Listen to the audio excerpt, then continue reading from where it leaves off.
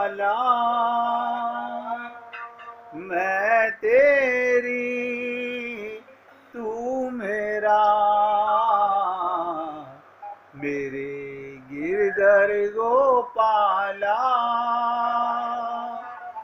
मैं तेरी तू मेरा, मेरे गिरधर गोपाला, मैं तेरी तू मेरा, मैं तेरी तू मेरा, मैं तेरी तू मेरा। अब सभी पुण्य आत्मा देखिएगा, ये जो चर्चा चल रही है हमारी और आपके बीच में, उद्धव गोपी संवाद, ये 4 भाव हमारे हृदय में लाती है। 2 भाव निकल चुके, अब जो 2 रह गए हैं वो 3rd स्टेज पर आप जा रहे हैं। यानी 4 एक ऐसी सीढ़ी है जिसके 4 पाए हैं, 2 पाए आप पार कर चुके, तीसरी सीढ़ी पर चढ़ने आप जा रहे हैं, जहां खुलकर उद्धव भगवान का पक्ष रखेंगे। और कोई क्लास नहीं है, कोई स्कूल नहीं है, कोई सर्टिफिकेट नहीं है, और उद्धव गोपियों को अपना गुरु बना लेंगे। देखिए कैसी प्रेम की दीक्षा है, प्रेम की लीलाओं में ही प्रेम हो जाएगा। यानी गोपियां भगवान को बुरा भला कहते कहते उद्धव को ज्ञानी बना देंगी, आत्मज्ञानी बना देंगी, एक गोपी बना देंगी, एक प्रेमिका बना देंगी। ये चर्चा इसलिए बता रहा हूं, आने वाले कुछ दिनों में, मेरे ख्याल से 3 मास तो निकल चुके हैं चतुर्मास के, 1 मास बचा हुआ है। अब इसके अंदर आप हम लोग कितने संकल्प के साथ आगे बढ़ेंगे, कितने दृढ़ होकर के हाँ कसम खाएंगे हमें इसी जन्म में कल्याण करना है, तो हो जाएगा। अब उद्धव रूपी भंवरे से राधा रानी क्या बोल रही हैं? एक और वही वृंदावन है। भंवरे से राधा रानी बोल रही हैं, एक और वही वृंदावन, वही लताएं, वही हिरण, वही हरियाली, वही पुष्प, वही गोपियां, और दूसरी ओर वही एक भंवरा जो गुनगुना रहा है, और जिसको देखकर श्रीमती राधा रानी व्याकुल हो रही हैं। भंवरे की गुंजार सुनकर राधा रानी को ऐसा मालूम पड़ा, ये मानो हमको मना रहा है,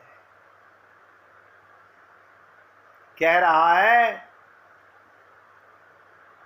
अजी देवी जी आप क्या कह रही हो? ध्यान से सुनिएगा। अब उद्धव जी खुल के बोलने लगेंगे। यदि यदुवंश की स्त्रियां, यदुवंश की स्त्रियां यानी मथुरा के अंदर कौन है? यदुवंशी।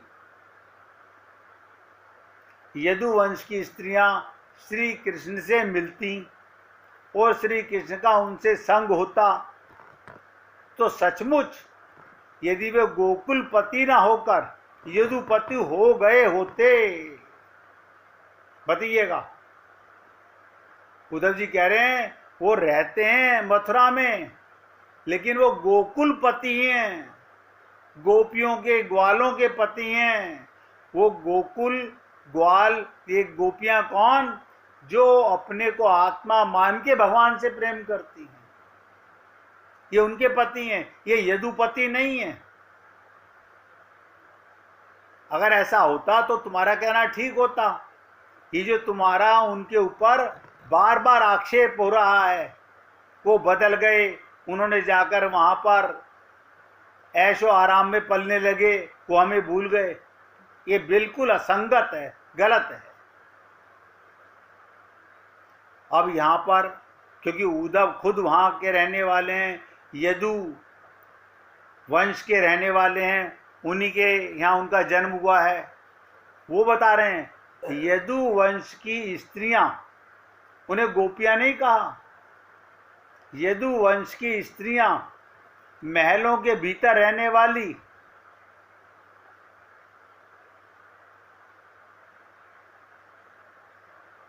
असूर्यम पश्या स्त्रियां हैं। क्या मतलब? जिन्हें सूर्य भी नहीं देख सके। अब ध्यान से सुनिएगा, ये कैसे होती हैं? ऐसे पर्दे में रहने वाली हैं। तब मानो गोपियां बोली, भाई तुम स्त्रियों का बहुत पक्ष ले करने लगे हो, कुछ खिला पिलाकर उन्होंने भेजा है क्या? मालूम पड़ता है उन लोगों में तुम्हें फंसा लिया है।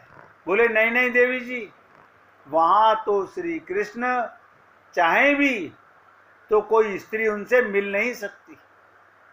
वो एक गांव थोड़े ही है, वहां की स्त्रियां कोई गोबर पाथने बाहर नहीं जाती, ना पानी भरने जाती हैं, ना खेत में रोटी लेकर जाती हैं। वो तो सब अपने अपने महल में रहती हैं। मान जाइए। देखिए अब उद्धव जी पक्ष रख रहे हैं भगवान श्री कृष्ण का, गोपियों को बताने के लिए कि मान जाइए, यहां ये सब बातें नहीं होती हैं जैसा आप समझ रही हो। तो क्या कहते हैं उद्धव जी, तुम श्री कृष्ण के ऊपर झूठा लांछन लगा रही हो। आप बताइए, आपको और हमको अधिकार है भगवान पे लांछन लगाने का? ना ना, हमारा कैसे अधिकार है? हम मांगते, हम तो सारा दिन मांगते ही रहते हैं। लांछन तो वो लगाएगा जो भगवान से प्रेम करेगा।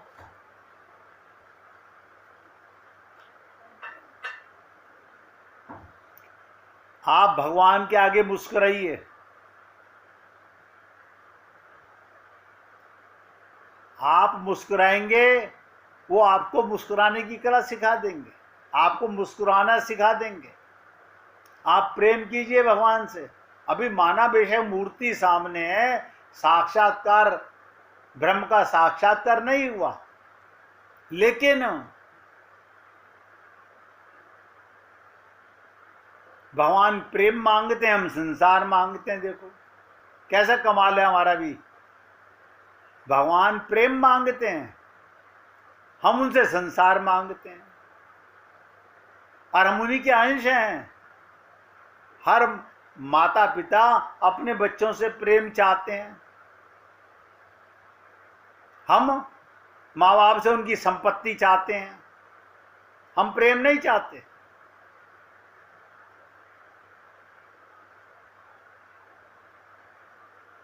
तो यहां पर राज की बात बता रहे हैं, और ये राज की बात ये मत समझिए ये गोपियों के लिए है, ये आप सब के लिए है। क्या कह रहे हैं उद्धव जी? वे तो माने भगवान तो तुम्हारे लिए व्याकुल हैं, तुमसे मिलना चाहते हैं, तुम्हारे प्रेम में व्याकुल होकर ही उन्होंने हमको यहां भेजा है। अब इसी शब्द को आप पूरी एकाग्रता से समझिएगा। ये मनुष्य शरीर किसने दिया? अब ये भ्रम मिटा दीजिए, हमारे माँ बाप ने दिया। माँ बाप ने ये स्त्री पुरुष का चोला दिया, आत्मा माँ बाप की दी हुई नहीं है, और आत्मा के बिना कोई शरीर अपने घर में नहीं रखेगा। ये आप सब जानते हो भली प्रकार। किसी के पैदा होते ही बच्चा, अगर उसमें आत्मा ना हो तो कोई घर में नहीं रखेगा, 9 महीने कोख में रखेगा, लेकिन बाहर निकलते ही अगर उसमें प्राण नहीं है, परमात्मा नहीं है, तो तुरंत शमशान ले जाएगा।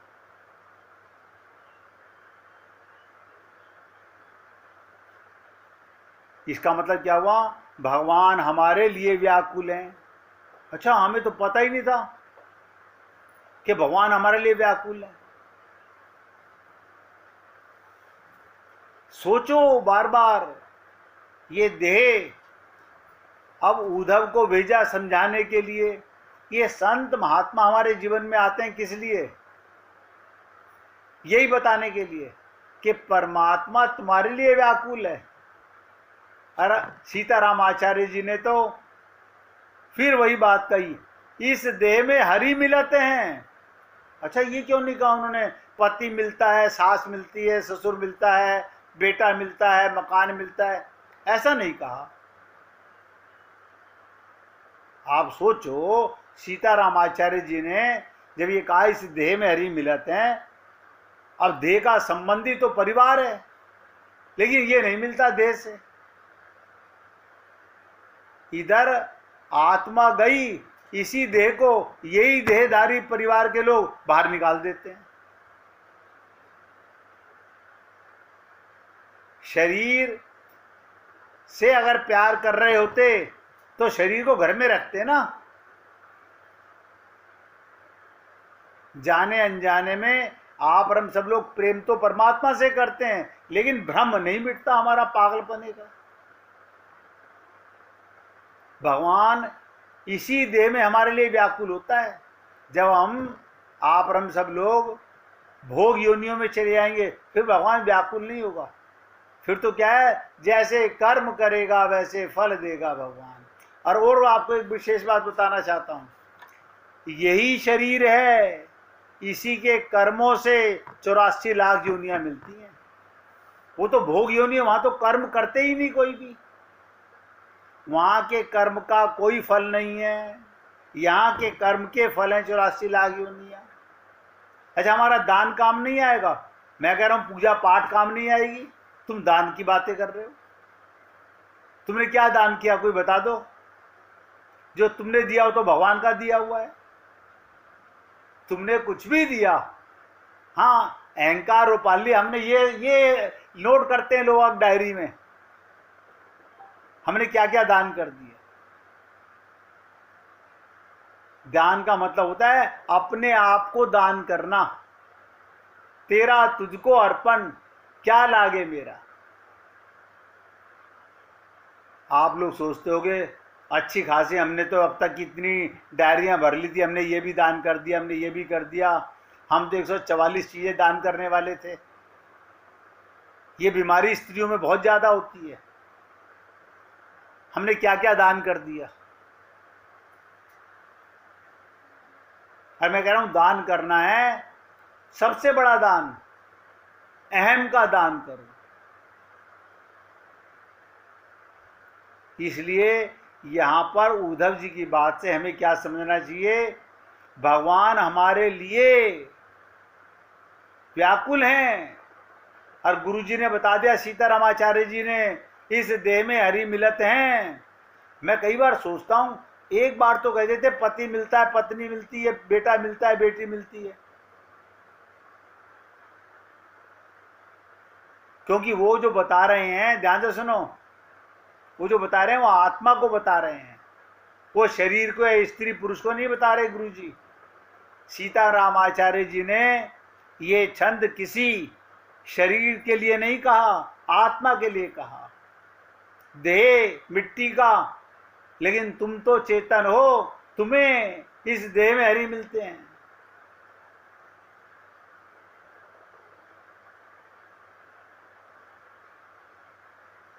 इतनी गहरी बातें अपने आप समझ नहीं आती है। और मैं आपको एक विशेष बात बताऊं कि मुझे भी समझ नहीं आती है। ये जब मैं सत्संग में आपकी सेवा में आता हूं, तभी परमात्मा की कृपा से आती है। तो गोपी बोलती हैं, अभी तुम मथुरा की बात करते हो भौरे, श्री कृष्ण में ऐसा सौंदर्य माधुर्य है कि उनके लिए स्वर्ग में कोई ऐसी अप्सरा नहीं, धरती में ऐसी कोई मालती नहीं, और ना तो पाताल में ऐसी कोई नाग कन्या, ऐसी कोई स्त्री नहीं सृष्टि में जो श्री कृष्ण के लिए दुर्लभ हो। तुम हमारे पीछे क्यों पड़े हो?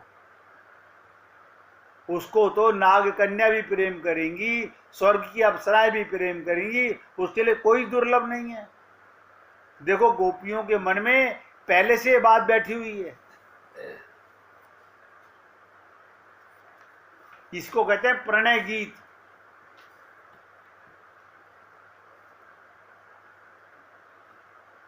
गोपी कहती है, प्यारे श्याम सुंदर ऐसी कौन सी स्त्री है। प्रणय गीत में जब भगवान थे तो गोपियां क्या कहती थी, प्यारे श्याम सुंदर ऐसी कौन सी स्त्री है त्रिलोक में, तीनों लोकों में, जो तुम्हारी मधुर मधुर वंशी ध्वनि सुनकर और त्रिभुवन सुंदर तुम्हारे इस परम लावण्य रूप को देखकर तुम्हारे ऊपर मोहित ना हो जाए। है कोई ऐसा जो तुम पर मोहित ना हो जाए और मोहित होकर के अपने आर्य चरित्र से विचलित ना हो जाए? नहीं, ऐसा हम है ना, हम अपने शरीर के धर्म से विचलित नहीं हो रहे। गुरुजी ने बता दिया इस देह में हरि मिला, तो ये शरीर मिला ही भगवान को पाने के लिए, लेकिन हम विचलित नहीं होंगे। हम कसम खा के रहते हैं, हम 7 पुस्तों तक इसी परिवार में आते रहेंगे। हमारा देखो कैसा संकल्प है, शरीर मान करके। ये बात गोपियों के दिमाग में है। ना श्री कृष्ण सरीखा कोई बांसुरी बजाने वाला है। क्यों? अब बताओ, ऐसी बांसुरी बजाने वाला, आप कहोगे नहीं हम बता देते हैं आपको, पद्मश्री फलाने श्री बांसुरी वादक, वो बांसुरी वादक नहीं, जिसकी आत्मा राधा हो। एक कृष्ण कौन है? जिनकी आत्मा राधा है, और आत्मा राधा के हृदय से, प्रेम के खजाने से प्रेम पी कर के लुटाने वाला है कोई संसार में? हो नहीं सकता।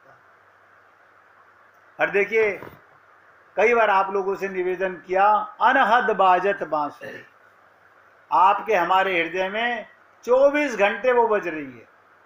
आप कहेंगे हमें तो सुनी नहीं कभी आज तक, हमें तो बाहर कबूतर बोलता हुआ, कौवा बोलता हुआ, तोता बोलता हुआ सुनता है। अभी कभी एकाग्रचित हो, अंतर्मुखी हो तो मालूम पड़े, वो हम कभी होते नहीं। ये बात गोपियों के दिमाग में भी है कि श्री कृष्ण सरीखा कोई बांसुरी बजाने वाला, ना उन सरीखा कोई सुंदर, ना उनके समान किसी की लटें हैं। रात यदि उनकी लटकों को देख लो तो ठिठक कर रह जाएं। उनकी चितवन, उनकी भौएं, उनके कपोल, उनकी मुस्कान के समान कोई नहीं है। वे सौंदर्य के निधान, माधुर्य के निधान, उनके लिए दुर्लभ कौन है? सोचिएगा। भगवान के लिए, अच्छा कोई भक्त बता सकता है भगवान को क्या चीज दुर्लभ है? सब कुछ है उसके पास, लेकिन एक चीज भगवान के पास बहुत कम है। भगवान अवतार लेकर क्यों आते हैं? क्या पाना चाहते हैं हम लोगों से? पूजा पाठ? ये देखो, ये बताया राजकुमार जी ने, यानी हमारे पास भगवान प्रेम के लिए आते हैं। ये प्रेम के लिए देह मिला, हम शरीर के स्वार्थ में रमण करने लगे, और सबके हृदय में भगवान ने प्रेम रख के भेजा। और आप और हम लोग माँ के गर्भ में वादा करके आए थे, प्रभु वचन देता हूं, तो कहाँ गए तुम्हारे वादे? यहाँ पे शरीरों के वादे निभा रहे हैं, वहां आत्मा परमात्मा से वादा करके आई थी कि मैं संसार में जाके तुम्हें नहीं भूलूंगा, और सबसे पहले उसे भूले हम, और आज तक भूले हुए हैं।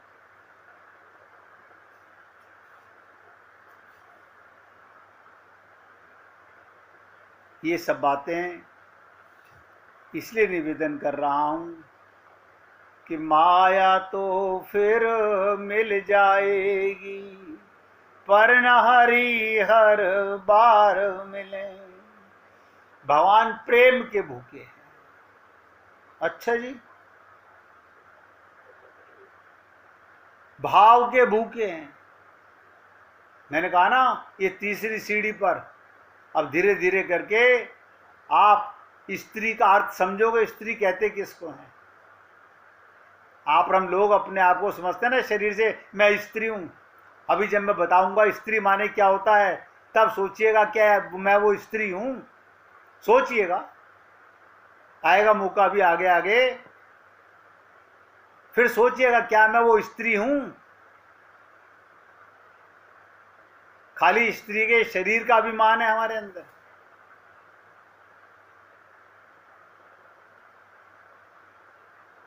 एक मिनट भगवान का कीर्तन कीजिए, फिर आगे बढ़ेंगे। राधे राधे।